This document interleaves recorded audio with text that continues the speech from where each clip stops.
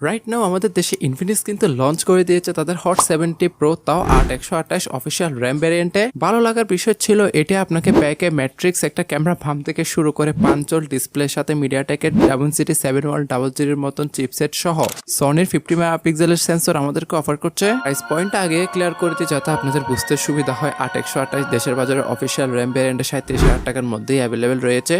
Other hand আপনি Indian মার্কেটে এটি 25 কিংবা 28,000 রুপির মধ্যেই অ্যাভেলেবেল দেখতে পাবেন। এখানে বক্স কন্টেন্ট হিসেবে তারা অ্যাজ ইউজুয়াল সবকিছু দিয়েছে যা যা নিত্য প্রয়োজনীয়। আপাতত সবকিছু সাইটে এটা প্রথমেই ডিজাইন নিয়ে কথা বলা যাক। আসলে হাতে নিলে খুব একটা যে প্রিমিয়াম ফিল পাবেন আবার তাও না, পলিকার্বনেট হলেও কিন্তু ব্যাকে এক প্রকার লেদারের ফিনিশিং দিয়েছে তারা। ইভেন এখানে যে 3টা ক্যামেরা মডিউল দেখছেন সেখান থেকে একটাই কাজে, সবার নিচে যেটা দেখতে পাচ্ছি এটা হচ্ছে ম্যাট্রিক্স একটা ডিসপ্লে। এর ছোট একটা পয়েন্টের কারণে আসলে জিনিসটা ভালোই করেছে বলতে পারেন। আপনি হাতে নিলে 10 জনের মধ্যে 9 জনই কিন্তু নোটিস করবে।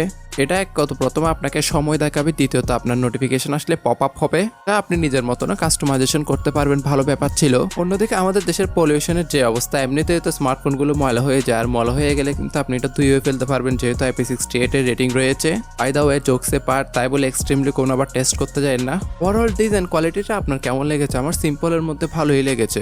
ফ্রন্টে ডিসপ্লে সেকশন আসলে আপনারা দেখতে পারবেন 6.76 ইঞ্চি মাপের ফুল এইচডি প্লাস রেজুলেশন একটি IPS LCD প্যানেল, যাতে রয়েছে 144,000 নামমাত্র রিফ্রেশ রেট, সাথে 950 নিটসের কিন্তু HBM। তাই ওভারঅল আউটডোর ভিজিবিলিটি ছিল মোটামুটি ঠিকঠাকই ছিল। অন্যদিকে যেহেতু 441p পাই ডেন্সিটি রয়েছে, কিন্তু যে প্রাইস পয়েন্ট আসলে লঞ্চ হয়েছে আমরা IPS LCD আসলে আশা করি না। এখানে অ্যামোলেড দিলে ভালো হতো আর কি, বাট ওভারঅল কালার ক্যালিব্রেশন মোটামুটি পাঞ্চে আর অ্যাকুরেট টাইপেরই ছিল। চাইলে চিনামাম বেজেলটা আর একটু ন্যারো করতে পারতো, বাট আপনাদের কি মতামত আমাকে কমেন্টে জানাতে ভুলবেন না।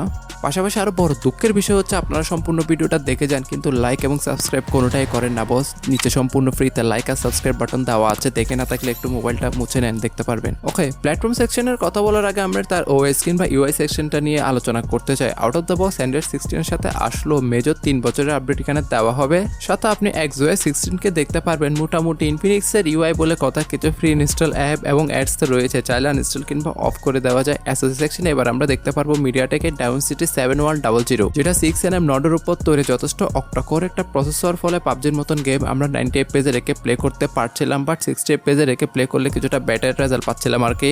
অন্যদিকে CAD গেমটাও যথেষ্ট অপটিমাইজড হয়, মোটামুটি ভালো গ্রাফিক্স রেখে প্লে করতে পারছিলাম। বাট আপনারা যারা মিডিয়াম গেমার রয়েছেন আসলে তাদেরকে সন্তুষ্ট করতে পারবে চিপসেটটা।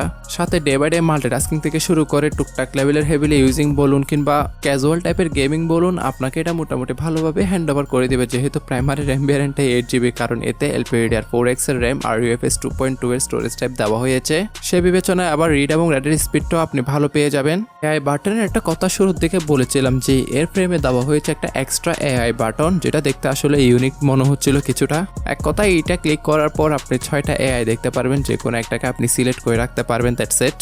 যেখানে আপনার স্টিরিও স্পিকার থেকে শুরু করে দেওয়া হয়েছে হেডফোন জ্যাকের গতটিও ভালো ব্যাপার ছিল। ব্যাক ক্যামেরা কোয়ালিটি নিয়ে কথা বললে প্রাইমারিতে আমরা জাস্ট 50 মেগাপিক্সেলের একটি ওয়াইড সেন্সর দেখতে পারবো, থাকছে না কোনো OIS, আর ফ্রন্ট ফেসিং ডিসেন্ট 8 মেগাপিক্সেলের সেলফি ক্যামেরা। ব্যাক ক্যামেরা দ্বারা সর্বোচ্চ 2K তে কিন্তু 30 FPS ভিডিওগুলো শুট করা যায়, বাট সেক্ষেত্রে কিছুটা জিটারিং এর ইস্যু রয়েছে। আমরা 1080p করেছিলাম। ইভেন তার পিকচার কোয়ালিটি নিয়ে কথা বললে এখানেও মোটামুটি ডে লাইটে বলুন ছবির কালার ডিটেলস যথেষ্ট ভালোভাবে ধরে রাখছিল, তার সাথে কিছুটা ভিভিড ফিলও দিয়ে দিবে। ছবিগুলো যে অনেক বেশি স্যাচুরেটেড করে তোলা আবার তাও না, মাঝে মধ্যে ছবিগুলো কিছুটা বুস্টেড করে ফেলে। আর মেন ক্যামেরার তুলনায় কিন্তু পোর্ট্রেট ক্যামেরাতে আপনি ডাইনামিক রেঞ্জটা ভালো পাবেন। আর ওভারঅল ব্যাক ক্যামেরা কোয়ালিটি আপনার কেমন লেগেছে এ বাজেটে আমাকে কমেন্টে জানাতে ভুলবেন না। জাস্ট নেগেটিভ ইস্যু লেগেছে এ বাজেটে একটা ছোট আলট্রা ওয়াইড তো আশা করতে পারি, কিংবা তারা চাইলে এখানে একটা ডেপথ সেন্সরও দিতে পারতো। ব্যাটারি সেকশনে এবার আমরা দেখতে পারবো 6000 mAh এর একটি ব্যাটারি, আর এটিকে চার্জ করার জন্য 45 ওয়াটের ফাস্ট চার্জিং ব্রিক বক্সে দেওয়া হয়েছে।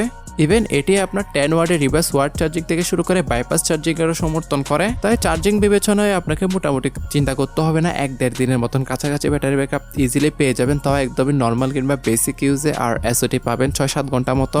ওভারঅল এখন যদি তার প্রাইস পয়েন্ট নিয়ে চিন্তা করি, ফার্স্ট অফ অল মাল্টিমিডিয়ার ক্ষেত্রে এক্সপিরিয়েন্সটা আহামরি খুব একটা বেশি পাবেন না, যেহেতু IPS ডিসপ্লে, কালার ক্যালিব্রেশন মোটামুটি ঠিকঠাক হলেও কিন্তু অ্যামোলেডের সে ভাইবটা এখানে পাচ্ছেন না। দ্বিতীয়ত ক্যামেরা কোয়ালিটিতে আরেকটা আমরা আলট্রা ওয়াইড কিংবা ডেপথ সেন্সর আশা করতে পারি এই প্রাইস পয়েন্টে। অন্যদিকে বর্তমান বাজেট চিন্তা করলে কিংবা বর্তমান বাজার পরিস্থিতি চিন্তা করলে এটাও কিন্তু আপনাকে খারাপ কিছু অফার করছে না বস, সেটাও আপনাকে মানতে হবে। জানা গিয়েছে নাকি সামনের বছরে আরো দাম বাড়তে যাচ্ছে, র্যাম প্লাস মাদার বোর্ডেরও কিন্তু দাম বেড়ে যাবে। এখন বাকিটা আসলে সাধারণ জনগণের উপর চাপের সৃষ্টি করবে আর কিছু না। আমরা তখন দেখবো যে 10-15 হাজার টাকা দামের স্মার্টফোনগুলো একসময় 20-30 হাজার টাকা দিয়েও নিতে হচ্ছে। এখন বাকিটা দেখাই যাক, আসলে ভবিষ্যৎবাণী তো আগে থেকেই করা যাচ্ছে না। সর্বশেষ আপনারা স্বাধীন দেশের স্বাধীন নাগরিক, ভালো মন্দ বোঝার ক্ষমতা অবশ্যই আপনাদের রয়েছে। আমি জাস্ট আমার পার্সোনাল ওপিনিয়নটা আপনাদের সাথে শেয়ার করলাম। ওভারঅল স্মার্টফোনটি আপনার কেমন লেগেছে কমেন্টে জানাতে ভুলবেন না, কিংবা এই প্রাইস পয়েন্টে কি এর থেকে বেটার কিছু রয়েছে আপনাদের জানা থাকলে কমেন্টে জানাতে ভুলবেন না, কারণ আপনি একজনে জানালে বাকি 10 জনও কিন্তু জানতে পারবে।